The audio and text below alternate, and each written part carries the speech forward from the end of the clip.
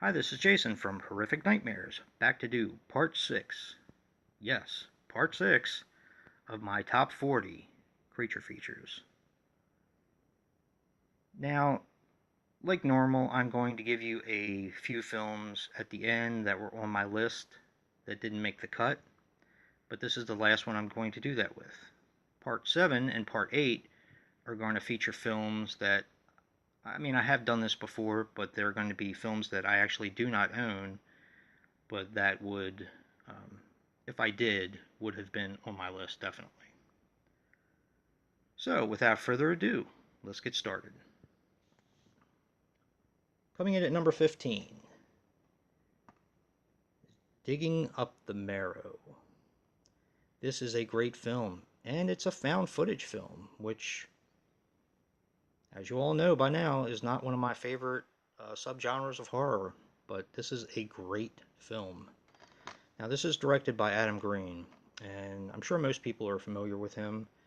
If you're not, he is the director of the Hatchet series, one of my all-time favorites, Frozen, and a very, very creepy atmospheric film called Spiral, which I don't hear talked about an awful lot.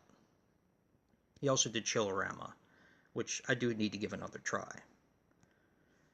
But this is a fantastic film. If you are a fan of Adam Green, do yourself a favor and pick this one up.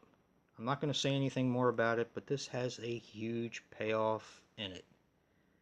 Not going to tell you what it is, but it is a really good film. So, but that is number 15, Digging Up the Marrow. Coming in at number 14, and I'm sure I'm going to take a lot of heat for this one, is The Revenge of the Creature. Now, this movie I actually prefer over the original Creature from the Black Lagoon because I feel that the first one kind of drags a little bit. And this is one of those films that I talked about that is a man in a rubber suit. If that's not your thing, then I don't know. Maybe you won't like this film. But The Revenge of the Creature is a fantastic film in my opinion, and it does have a very young, uncredited part by Clint Eastwood. He does have a very small role in this, but that's not really why I like it.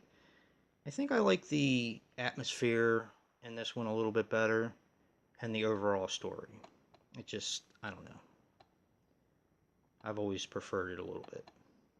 But that is number 14, Revenge of the Creature. Coming in at number 13, The Beast Within. This is actually one of my favorite Scream Factory releases. I love this film.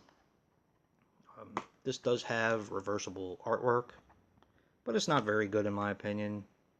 It is basically the MGM cover for the DVD, which, I'm glad that you can do reversible artwork on it, but I do prefer this. I remember seeing this poster when my father took me to see, I can't even remember what he took me to see, but it was like the Swamp Thing or one of the types of movies we used to see in the theaters when I was younger. But I looked at this poster, and I can't quote it verbatim, but it says something about, "We dare you to sit through the last 10 minutes of this film without closing your eyes or running from your seat," or something like that. And it hooked me from there. I've wanted to see it ever since. And it's definitely one of my favorites of all time. And a really good Scream Factory release. I think the transfer is really good in this. But that is The Beast Within, number 13. Coming in at number 12 is Basket Case. I think it's because Arrow released the Blu-ray of this recently that this has gotten... I've just been hearing a lot of people talk about this recently, and it's been fun listening to people discover this for the first time. One of the people I've listened to is Gabby Hernandez. She's got a pretty cool channel if you guys would subscribe to her. She just saw this recently and she loved it. And it kind of, like The Last Shoegazer and we talk about movies a lot. And to see him experience something for the first time, it kind of brings me back in a way.